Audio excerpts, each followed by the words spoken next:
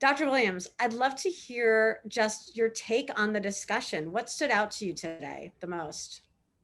I think what I was most impacted by, Sari, is how many teachers are grappling with these issues, but also the really enlightening and progressive ways they're thinking about engaging their students. I think it's important for all of us to kind of pause and reflect on the enormity of this moment, but then the potential that we all have to not only process this with regard to what's happening in our classrooms, but also with ourselves. And I think one of the great things that Ken brought to the conversation was this self-reflective element that we have to really tackle as we think about not only how we lead in the classroom and help students navigate this moment, but how we ourselves also show up and are present and recognize our own role, important role in our participatory democracy.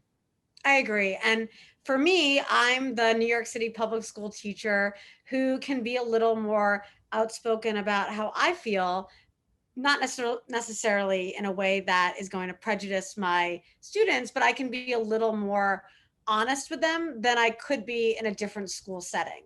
And I thought that it was really important for us to address today as teachers that I think of course, we need to be just presenting the facts and not impose our beliefs on students. But also, I think it was really important. It resonated with me, both with what you were saying and also other teachers and Ken Davis as well, that we are the role models in the classroom. We need to hold ourselves up to the standard in which we want our leaders to be held up to. And I think that's really important because the kids are watching us and they're looking for leaders right now. The best part of the night for me was actually something that you said in framing one of the questions. I think it was Dave's question.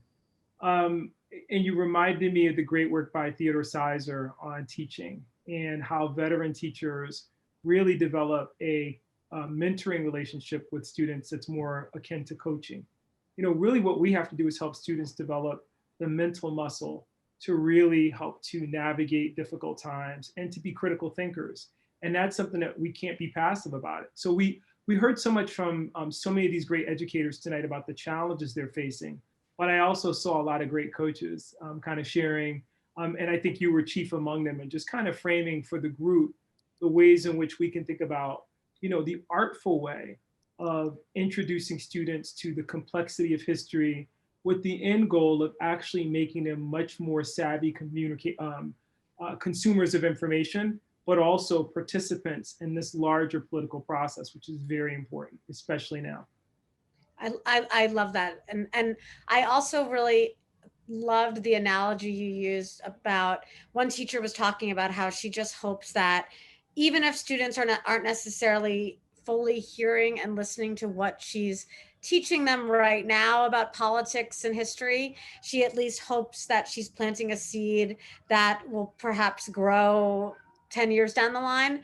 And you returned and said, well, you can also see yourself as watering that as well. And I loved that analogy because I think we sell ourselves short as educators sometimes. And I think planting seeds, we all do that. And I think that's definitely true.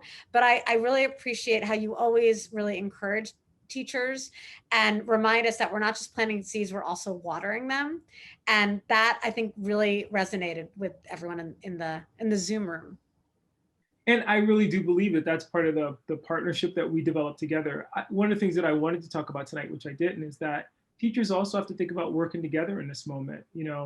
If you don't have a district-wide statement that indicates or should share with people what the purpose of social studies and history is, it's important for us to think about maybe departmental-wide statement, working with our colleagues, interdisciplinary units. I think particularly in this moment, we always think about interdisciplinary as English and history. But we're science in this, in a moment when we're talking about the environment and science denial. Where are modern and classical languages when we're talking about immigration? This is a moment really when we can see history as the bridge between so many disciplines and the opportunity for educators collectively to say, as you just suggested, we're all part of watering this garden and creating this garden. So we've got to work together in kind of cultivating this next batch of young people that are going to come out of it, because they're really the caretakers and the future of our democracy. That's an enormous responsibility, but I think it's one that we all embrace and we love. And one of the things that I appreciated about the educators tonight is that they seem very excited about, with appropriate trepidation for where we all are as a nation, excited about that challenge. And that makes me excited. Me too. And I will say that the population that we're teaching right now, I think we call them Generation Z, Gen Z.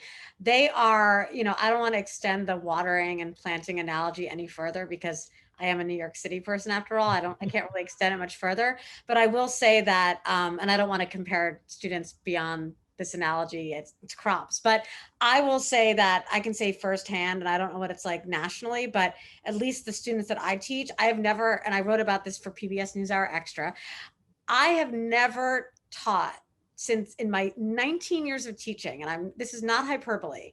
And this is happening online. So I can't even imagine the fire that would be happening if we were in an actual classroom right now. I have never had conversations with students who were this politically engaged my entire career. And, I started teaching when I was 14, so it's been 19 years. Okay, fine, 15. But I've been teaching for 2 decades and I've taught through the Bush administration, Obama years, and now the Trump years. And I've never, I asked students a simple question: what words do you associate with America? And I wasn't expecting it to be a political discussion. I promise you, this time it wasn't meant to be political. Immediately political, and they went there and they all said, "Go vote." Climate change, it's real, like, know the science. And they just started writing all that in the chat. And I wasn't surprised because I noticed that in my students last year, but I wasn't sure if it was just something special with that class.